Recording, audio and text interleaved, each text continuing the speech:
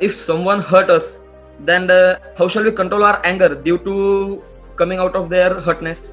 Control ideally किसके हाथ में होना चाहिए कि हर्ट होना है या नहीं होना है? वो हमारे हाथ में होना चाहिए, सामने वाले के हाथ में होना चाहिए? अपने हाथ में होना चाहिए.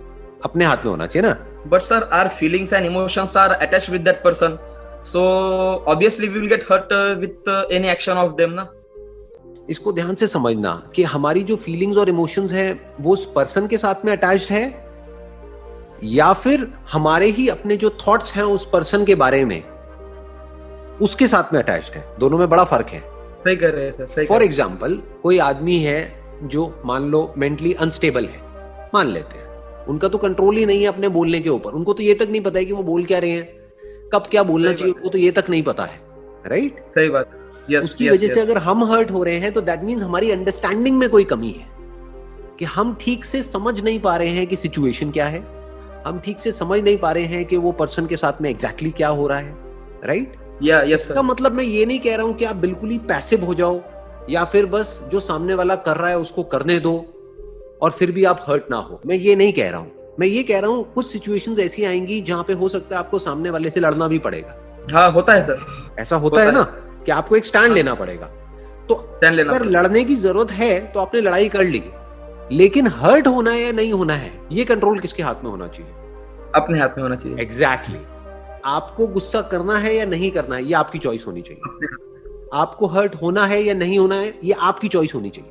कुछ ऐसी जगह होती है जहां पे हम हर्ट हो जाते हैं लेकिन कंट्रोल आपके हाथ में होना चाहिए. फॉर एग्जाम्पल, कोई ऐसा पर्सन है जिसको आप बहुत प्यार करते हो. प्यार का मतलब क्या है कि आप उसकी केयर करते हो. केयर करते हैं. वो आपकी मदर हो सकती है, आपके फादर हो सकते हैं, कोई भी पर्सन, आपका ब्रदर सिस्टर, कोई भी, वो पेन में है बिकॉज ऑफ सम प्रॉब्लम, किसी बीमारी की वजह से, और उनको दर्द में देख करके आपको रोना आ रहा है. हाँ. आप हर्ट हो रहे हो और उस हर्ट की वजह से आपको रोना आ रहा है, तो क्या रोने में कोई बुराई है? नहीं, कोई बुराई नहीं है क्योंकि आप हल्के हो रहे हो ना. आप समझ गए? हाँ. एक है आप हर्ट हो रहे हो अपनी ईगो की वजह से, वो प्रॉब्लम है. अच्छा. ये मोस्टली होता है सर. राइट?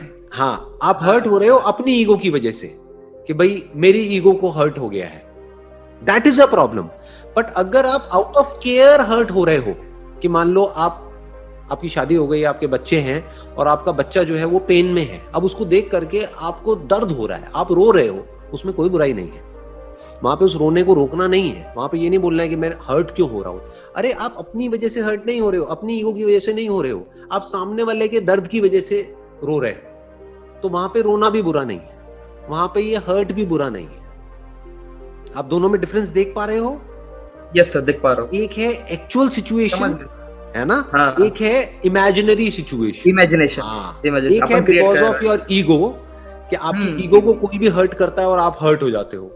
वो गलत है. बट सामने वाला पेन में है, उसके दर्द को देख करके आपको दर्द हो रहा है, इसको कंपैशन बोलते हैं, इसको प्यार बोलते हैं, इसको लव बोलते हैं, इसको केयर बोलते हैं. इसमें कोई बुराई नहीं है.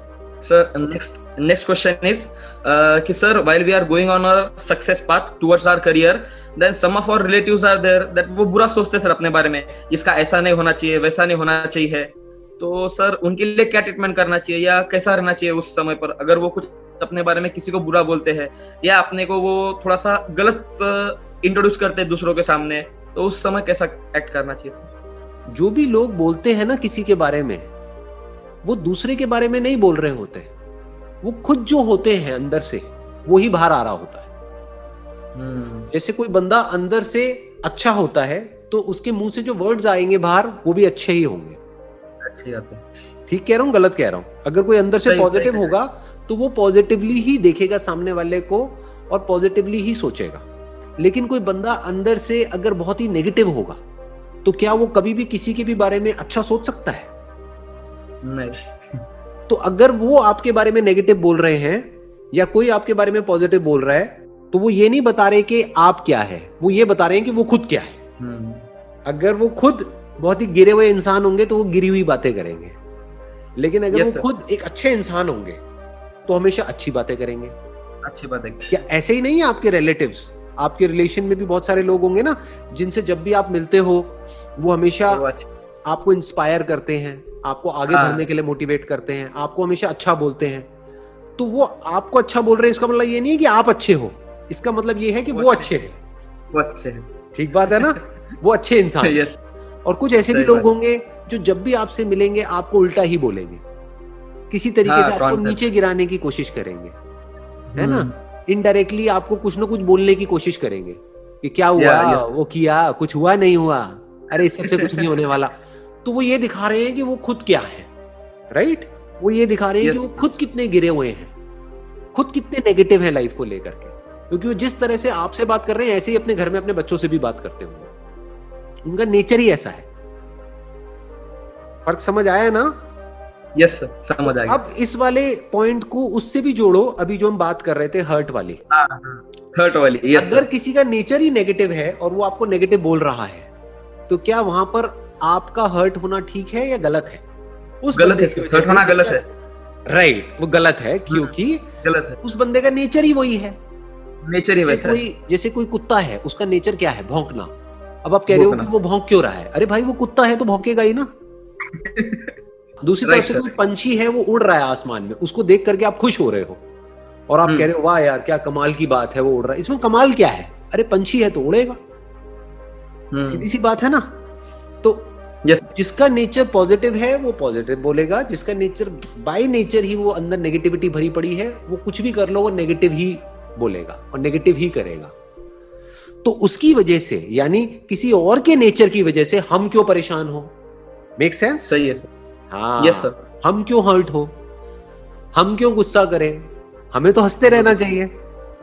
बिल्कुल ऐसा है कि अब चाहे आप किसी पार्क में बैठे हो, आप चाहे किसी कुत्ते को देख रहे हो, चाहे गिलहरी को देख रहे हो, चाहे किसी पंछी को देख रहे हो, क्या करते हो वहां पे? क्या बैठ करके गुस्सा करते हो या खुश होते हो?